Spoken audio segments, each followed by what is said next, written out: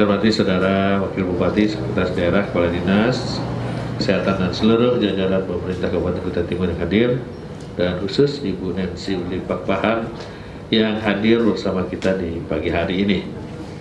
Tentu saja saya atas nama pemerintah Kabupaten Kutai Timur mengucapkan selamat kepada Ibu yang sudah dinyatakan sembuh. Jadi dengan kehadiran Ibu di sini, kita dapat menyampaikan kepada masyarakat bahwa COVID-19 itu bisa sembuh. Nah, tentu saja kita juga berterima kasih kepada seluruh tenaga perawat di Taman Husada Bondang, tenaga medis yang sudah menangani Ibu Nancy dengan baik, dan kemarin dilepas dengan oleh Ibu Wali Kota Bondang, dan beliau hari ini kita terima di Kabupaten Kutai Timur. Nah, untuk itulah atas kehadiran Ibu, kita ingin buktikan Bu bahwa dengan namanya sakit itu kan semua orang mau sembuh.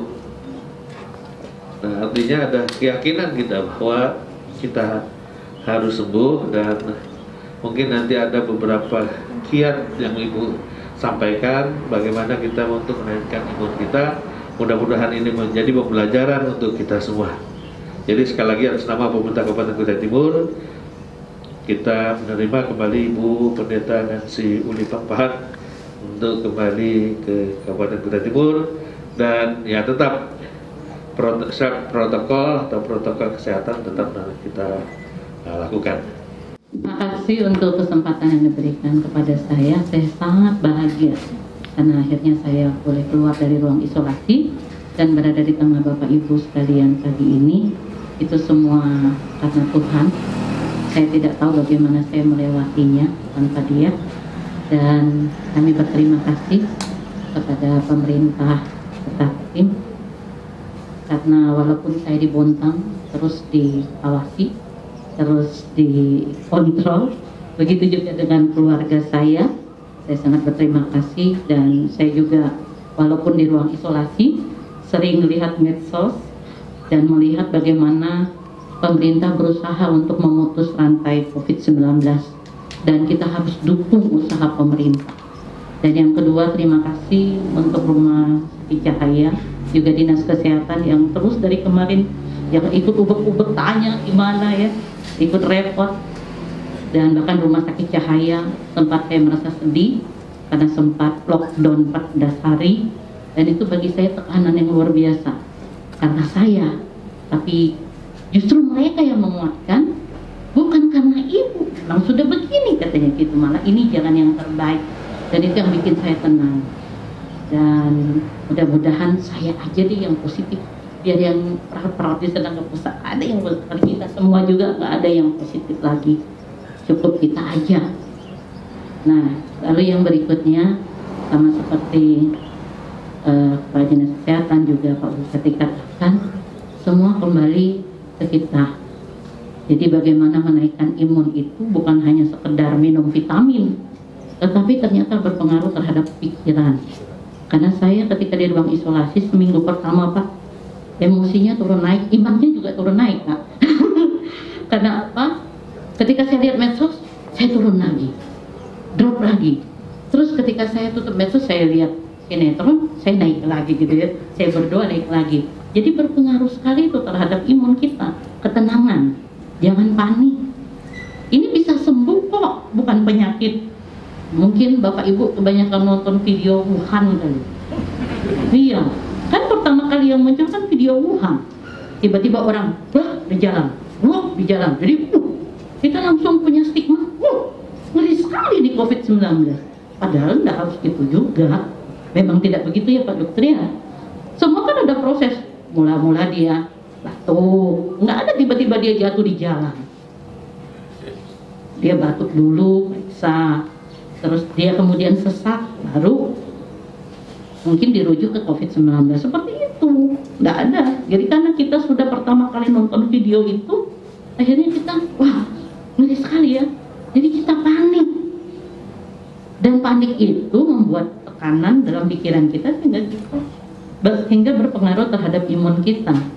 Jadi ada 3 hal yang saya pelajari di ruang isolasi.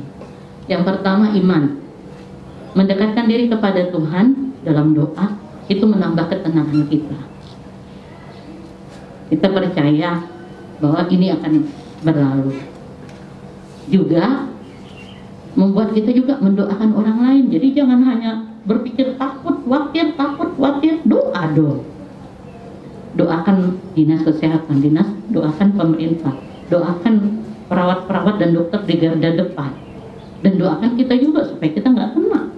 Jangan menjustis orang atau menstigma orang negatif. Isi dengan hal yang penuh dengan iman, itu membuat kita jadi lebih baik, lebih positif. Yang kedua, hikmah. Banyak orang yang nggak berhikmat sekarang. Apapun akan disediakan medsos. Tinggal Bapak Ibu menyaring mana yang hoax, mana yang betul-betul sumber terpercaya dan harus kita ikutin. Nah, kalau kita hanya dengar hoax, akhirnya kita panik sendiri, bingung sendiri. Akhirnya apa yang terjadi dengan kita? Bukannya yang positif terjadi. Nah, kalau ditanya, ya Pak, banyak yang bohong ya, karena takut. Wah, nanti aku ditanya begini, makanya aku bohong, aku nggak dari luar kota. Karena takut. Karena menganggap itu aib dan sebagainya, karena faktor medsos tadi yang terus masuk dan tidak selalu efeknya baik. Jadi berhikmat tuh di situ memilah-milah info. Mana yang benar-benar dari sumber terpercaya, itu yang menguatkan kita.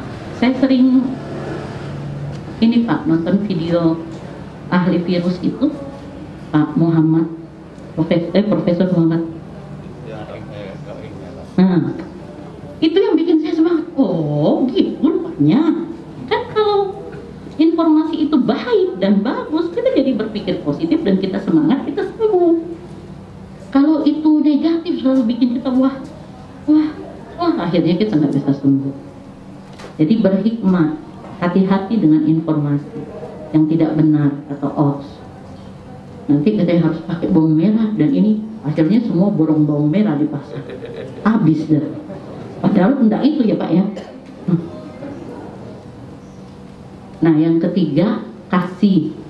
Jadi kita melakukan social distance, menjaga jarak atau tinggal di rumah, itu bukan ya kan budaya kita nih Pak, budaya gotong royong, ramah tamah gitu ya Pak.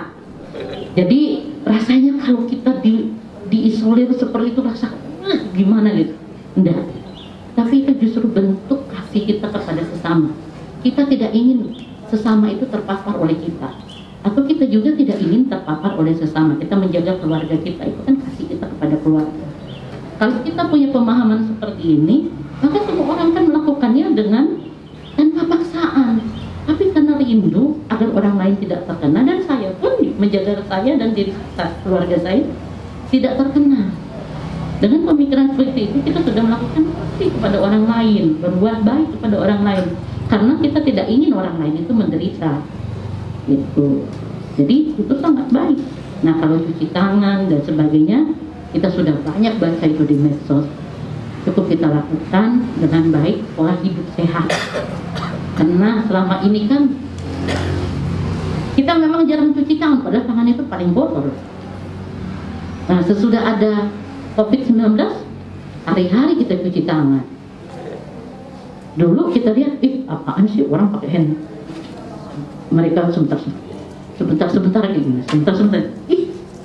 Kemayu banget sih, kita ngomong gitu orang tentang orang. Tapi sekarang baru tahu, oh ternyata memang tangan kita ini paling kotor. Sebab itu harus dicuci di air mengalir. Kita taunya dulu di kobokan, itu di air mengalir supaya kotorannya ini. Karena itu penting, itu yang bawa semua ke mulut kita dan itu yang akan masuk ke tubuh kita. Jadi pola hidup sehat menjadi satu pilihan. Banyak kok masyarakat sekarang mulai sadar kesehatan Pak, dan itu sangat baik. Jadi kita lihat dampak positif dari wabah ini, itu ternyata bawa efek baik kepada kita semua. Jadi jangan hanya lihat yang buruk-buruk saja, ternyata banyak hikmah kok, banyak hikmah yang kita peroleh dari wabah ini. Jadi kita saling menjaga, keluarga juga semakin harmonis karena kumpul terus di rumah, ya kan. Banyak juga yang jadi positif, kan begitu. Maksudnya positif hamil, bukan positif corona, gitu kan? Karena ketemu terus, biasanya kerja masing-masing kan. Ini jadi semakin dekat suami istri, anak, orang tua dan sebagainya. Itu kan baik. Jadi itu saja Pak yang bisa saya bagikan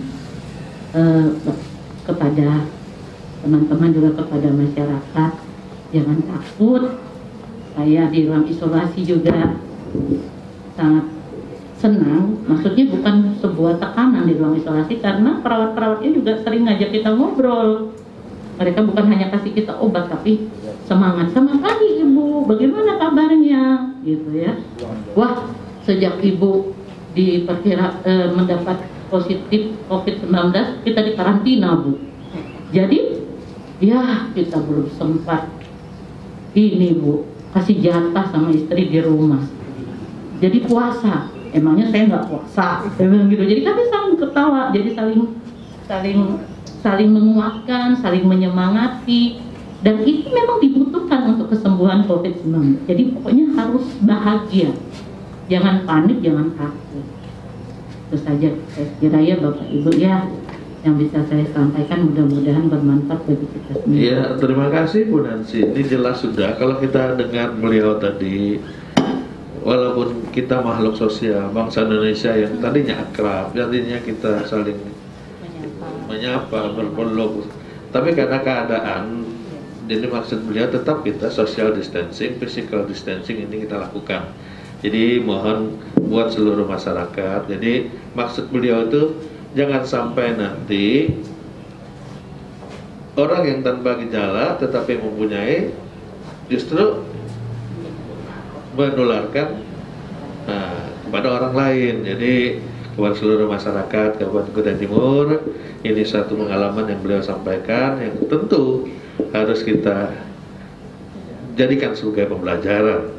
Yang kedua, jelas beliau tadi menyampaikan bahwa kita harus sering mencuci tangan. Jadi kepada masyarakat, tolong dibantu tempat-tempat cuci tangan itu, tempat sabunnya jangan berpindah tempat. Bisa hilang. Iya, itu laporan di STQ hilang di mana pasar. Jadi tolong, jadi kita sama-sama memeliharanya karena untuk kepentingan kita bersama juga.